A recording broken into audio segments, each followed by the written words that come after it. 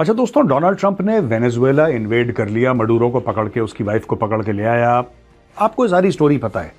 बीच में क्या होता है कि वो कहता है कि नहीं नहीं, अब जल्दी से ना कैराकास, जो कि वेनेजुएला की कैपिटल है, उसके अंदर डिप्लोमेटिक स्टाफ भेजो, उसके अंदर डिप्लोमेटिक स्टाफ भेजो। तो इतना तेल के रिजर्व्स हैं, एनर्जी के रिजर्व्स हैं, मैं ये करना वो पूरा।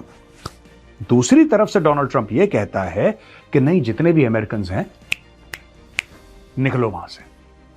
दो अलग अलग हुक्म दिए जा रहे हैं। एक तो बोल रहे हैं डिप्लोमेट्स को कि फटाफट जाओ, लेकिन कॉमन अमेरिकन को बोल रहे हैं कि तुम निकलो।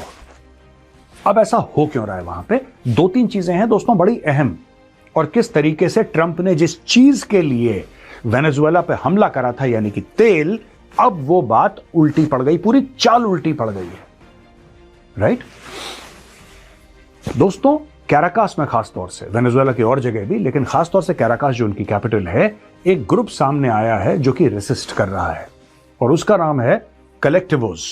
कलेक्टिवोज क्या है? कलेक्टिवोज एक ग्रुप हैं जो अपने आप को एक जमाने में रेवोल्यूशनरी कहते थे। ये प्रो गवर्नमेंट पैरामिलिट्री ग्रुप्स हैं। ये काम कर रहे हैं अलग अलग जगह। इनका ये काम हुआ करता था एक जमाने में, अब नहीं, एक जमाने में इनका ये काम हुआ करता था इंटेलिजेंस गैदरिंग करना, जो सरकार के खिलाफ बोले उसको ठोक दो। राइट? और ये ऐसे इलाकों में ये कब्जा करके बैठे थे, वहां पे पुलिस डर के मारे अंदर नहीं घुसती थी। ये कहर था कलेक्टिवोज का। आज की तारीख में वही कलेक्टिवोज हथियार लेके अलग अलग चेक पॉइंट्स पे लोगों के आइडेंटिफिकेशन चेक कर रहे हैं, और जहां पता लग रहा है कि हो सकता है कोई अमेरिकन हो, तो फिर आप समझ लीजिए वो क्या कर रहा है। राइट? तो डर के मारे अब ट्रंप ने ये बोल दिया है कि निकलो, जितने भी अमेरिकन से निकलो। एक तरफ से डिप्लोमेट्स अंदर जा रहे हैं, और एक तरफ से जो कॉमन अमेरिकन थे वहां पे, उनको बोला जा रहा है कि boss out, quickly, immediately get out, खतरा है तुम्हारी जान को। अच्छा, एक तो ये बात हो गई। फिर ट्रंप ने 20+ कंपनीज, दुनिया की जो टॉप ऑयल कंपनीज हैं, टॉप ऑयल एग्जीक्यूटिव्स हैं, उनको बुलाया और बोला कि आओ व्हाइट हाउस में जरा डिस्कस करते हैं कि वेनेजुएला का जो ये पूरा जो मामला है ना, जैसे पहले एक जमाने में कहा जाता था ना कि बकरा कटेगा तो बटेगा, बकरा तो कट गया, अब बटने वाली बात है। अब दुनिया की टॉप कंपनीज जो हैं, एनर्जी की कंपनीज हैं, वो व्हाइट हाउस में आई, और उनके एग्जीक्यूटिव्स तो थे, वो बैठे डोनाल्ड ट्रंप के सामने। और अब बकरा बट रहा है। कट तो चुका है 3 तारीख को, 3 जनवरी को बकरा कट चुका है, अब बकरा बट रहा है। और ट्रंप सबसे पूछ रहा है कि भाई तुम्हें ये करना है, ये करना है, ये करना है, ये करना। सब चुप। Nobody is saying a word. कोई कुछ बोलने को राजी नहीं है। अच्छा, ट्रंप की आदत है कि ट्रंप को कोई फर्क नहीं पड़ता आप कुछ बोले ना बोले, उसको बोलना चाहिए, तो वो जो चाहता है वो बोलेगा। तो ट्रंप ने बोला कि साहब ऐसा है, अब आप सब लोग जाइए, यहां पे मैंने ये पूरी डील कर ली है, 50 मिलियन बैरल तेल हमारे पास आता रहेगा, ताउम्र आता रहेगा। पहली चीज। दूसरी चीज ऐसी है कि साहब ये देखिए, पूरा हम वेनेजुएला का जो ऑयल है वो हम we are controlling the Venezuelan oil. अब दोस्तों, वेनेजुएला में जो तेल की वैल्यू है वो पता है आपको कितनी है? 17.3 trillion US dollars. 17.3 trillion US dollars. पूरी चाइनीज इकोनॉमी के आसपास है मोटा मोटी, गिव और take $1 trillion or $2 trillion. This is very very close to what the Chinese GDP looks like. Can you imagine? Can you imagine? इतना oil, इतना gas, इतना सब कुछ वेनेजुएला में। ट्रंप अब ये कहता है कि साहब ये सब मेरे कब्जे में है, मैं डिसाइड करूंगा कि ये तेल कौन खरीदेगा और कितने पर खरीदेगा, और ताउम्र तक मैं कंट्रोल करके रखूंगा, फॉरएवर, इन परपेचुइटी। अच्छा, अब ये जो ऑयल एग्जीक्यूटिव्स हैं दुनिया भर के अमीर तरीन ऑयल कंपनीज के, जो कि ऑयल ट्रेड को कंट्रोल करते हैं, ये सामने बैठे हैं, कुछ ना बोले। डोनाल्ड ट्रंप का ये कहना है कि $100 अरब तुम्हें इन्वेस्ट करने पड़ेंगे बेटा, क्योंकि निकालने से पहले तुम्हें कुछ डालना पड़ेगा ना यार। अब देखिए, आपको ड्रिल करना पड़ेगा, आपको चीजें खोजनी पड़ेंगी कहां पे क्या है, फिर आप उसको निकालेंगे। एक पूरा इकोसिस्टम बनेगा ना ऑयल एंड गैस का, पूरा एक इकोसिस्टम बनेगा। और दोस्तों, यहां पे वर्ल्ड के लार्जेस्ट प्रूवन ऑयल रिजर्व्स हैं, जैसा मैंने बताया 17.3 ट्रिलियन। अब डोनाल्ड ट्रंप ये कहता है कि तुम लोग एक काम करो, तुम ना $100 अरब डालो। जब तुम ये पैसा डालोगे तब तेल निकलेगा। बकरा कट चुका है, अब मैं यहां पे बांटने के लिए तुम्हें व्हाइट हाउस में बुलाया। यहां पे लोगों के हो गए हाथ ठंडे। दोस्तों, बात $100 अरब की नहीं है, बात $100 अरब की है ही नहीं।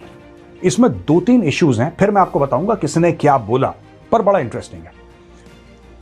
देखिए साहब, this is not simply a relationship between the United states of America and Venezuela कि यहां के प्रेसिडेंट को आपने किडनैप कर लिया, उसकी बीवी समेत, और अब आप जो बोलेंगे वो चलेगा। ये वो चैप्टर है ही नहीं दोस्तों। इसमें मामला पूरी दुनिया की ग्लोबल एनर्जी सप्लाई चेन वाला मामला है। पहली चीज तो लोगों का यह मानना है कि साहब एक दो बार पहले भी हमने यहां पे इन्वेस्ट करा था वेनेजुएला में और हमारे अरबों डॉलर फंसे और हमें पता ही नहीं वो पैसे वापस आएंगे कि नहीं आएंगे, और उसके बारे में ट्रंप बात नहीं कर रहा है। ट्रंप कह रहा है कि जो हुआ सो हुआ, मट्टी पाओ यार, तुम आगे देखो, लुक इनटू द फ्यूचर। वो कह रहा है सर ये कंपनी है, ये कंपनी है, एनजीओ नहीं है कि लुक इनटू द फ्यूचर। आप पहले ये बताओ कि जो हमारे पैसे वहां पे लगे वेनेजुएला में, एक जमाने में 2 बार ऐसा हुआ है कि लोगों ने वहां पे अरबों डॉलर की इन्वेस्टमेंट करी, एक जमाने में तो पहले नेशनलाइज कर दिया, मामला नेशनलाइज ही कर दिया। बोला कि नहीं साहब जितने भी प्राइवेट एसेट्स हैं now they belong to the state. उसने बोला यार ये बड़ी अजीब सी बात है, हमने अरबों डॉलर खर्च करे, हमने इंफ्रास्ट्रक्चर सेटअप करा, आज की तारीख में आप ये कह रहे हैं कि they all belong to the state, यानी कि वो वेनेजुएला की सरकार के हो गए, राइट। एक्सॉन जैसी बड़ी बड़ी companies, one of the biggest energy companies in the world, oil companies in the world, ये कंपनियों को बहुत नुकसान हुआ है। तो वो कह रहे हैं कि पास्ट का। अच्छा, दूसरी एक और चीज है, आप एक बात ध्यान रखना कि ये जो तेल है ना जिसको हड़प लिया ट्रंप ने, short term this is a very good step for the United states of America. Short term the dollar is under pressure, right. एक जमाना ये था दोस्तों कि अमेरिका, आपको पैसे तो छापने हैं, आपको दुनिया में गुंडागर्दी करनी है कि जो भी तेरी ट्रेड होगी डॉलर में होगी, पहली चीज। दूसरी चीज, छाप कौन रहा है डॉलर? डॉलर छाप कौन रहा है? $100 का एक नोट है, उसकी एक्चुअल वैल्यू कितनी है? अमेरिका से छापे जाए छापे जाए छापे जाए, खूब छापो, दुनिया में बांटो, लोग उसी में ट्रेड कर रहे हैं। अब इशू ये है कि now the world is starting to look at de dollarization. Bharat और रूस जो कर रहा है उसमें डॉलर का कोई लेना देना ही नहीं है। अब कई ऐसे देश हैं अफ्रीका के जो चाइना के साथ ट्रेड कर रहे हैं, उसमें डॉलर का कोई लेना देना नहीं है। अब जब कोई लेना देना है ही नहीं, when there is no connection of the dollar, तो डॉलर की वैल्यू कम हो जाएगी ना।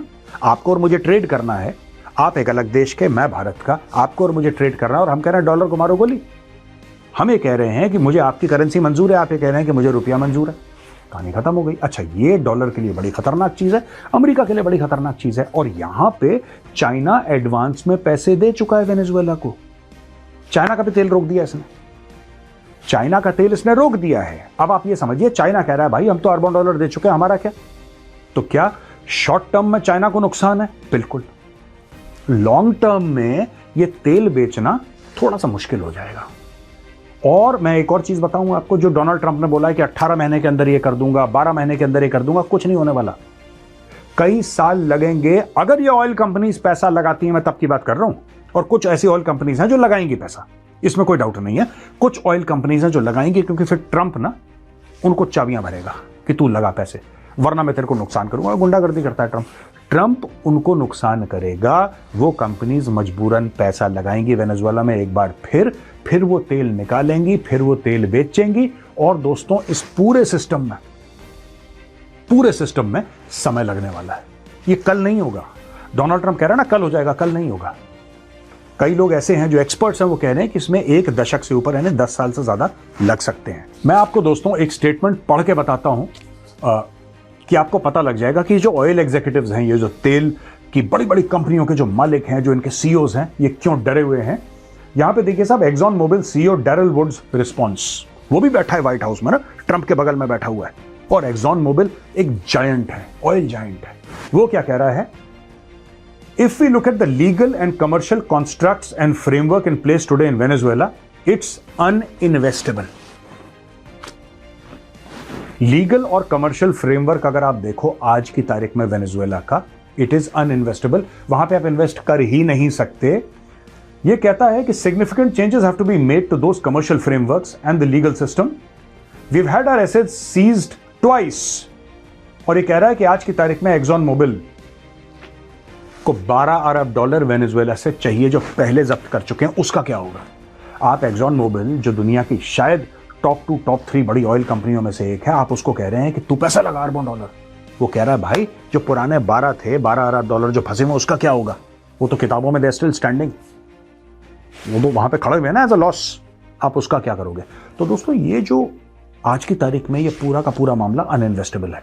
और ये डोनाल्ड ट्रंप ने ये यू सी, एक नजरिया है दुनिया देखने का कि साहब ये तेल है, ठीक है, हम इस पे कब्जा कर लेंगे और एक बार हमने कब्जा कर लिया फिर ये तेल हम ले लेंगे और हम बेच देंगे। अच्छा, on the face of it ये बड़ी सिंपल कार्रवाई है ना, इट्स वेरी सिंपल, ये तेल है हम ले लेंगे, कहानी खत्म हो गई। अब भैया जिनको तेल निकालना है, डोनाल्ड ट्रंप तो जाएगा नहीं ड्रिल मशीन लेके, जिनको तेल निकालना है वो कह रहे हैं साहब इट इज अनइन्वेस्टेबल। हम वहां पे इन्वेस्ट कैसे करें, हो ही नहीं सकता। जो लीगल फ्रेमवर्क है, जो कमर्शियल फ्रेमवर्क है, वो तो हमें पड़ता ही नहीं यार। ये पूरा लॉस मेकिंग मामला है पूरा। आपके पास है, बिल्कुल सच बात है कि 17.3 ट्रिलियन डॉलर्स का तेल वेनेजुएला के पास है, ये एक सच्चाई है। लेकिन fact of the matter is नाक से खून निकल जाएगा निकालते निकालते। भाई अगर इतना ही आसान होता, चाइनीज अभी तक नहीं निकाल चुके होते? The Chinese would have absolutely taken out the oil of Venezuela. लेकिन नहीं हुआ ना, अब डोनाल्ड ट्रंप चढ़ दौड़ा। अब देखिए आगे आगे होता है क्या।